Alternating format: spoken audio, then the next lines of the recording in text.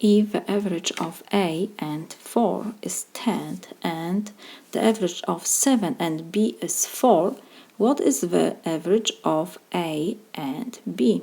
So to find average of A and B, first we have to find these two variables. We need to find A and B. So first, how we find the average? We have two numbers, A and 4. The average of A and 4 is A plus 4 over, and in the numerator we have always number of numbers. We have two numbers, so we have to divide by 2. And we have given the average is 10. So we have equation with one unknown, A is unknown, our unknowns. To reduce this fraction, first I will multiply both sides by 2. So 2 and 2 we can reduce, and we have A plus 4 is equal 10 times 2 is 20. Now I will move 4 to the other side, so it will be 20, positive 4, so now it will be negative 4.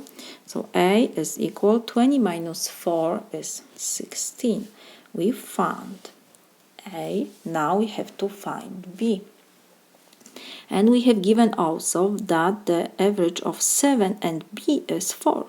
So how we find the average? We add first given numbers. So we have 7 plus B over, and we count how many numbers we have. 7 and 8, 2 numbers, and 7 and B, so 2 we divide by 2. And this is given that the average is 4. So again, equation with one unknown, we will multiply by 2 both sides to reduce fraction on the left side. 2 and 2 will reduce, and we have now 7 plus B is equal 4 times 2, 8. Now I will move 7 to the right side, so both positive, so now will be negative 7. So B is equal 8 minus 7 is 1. We found A and B, so now we will find the average of these two numbers. How we do this?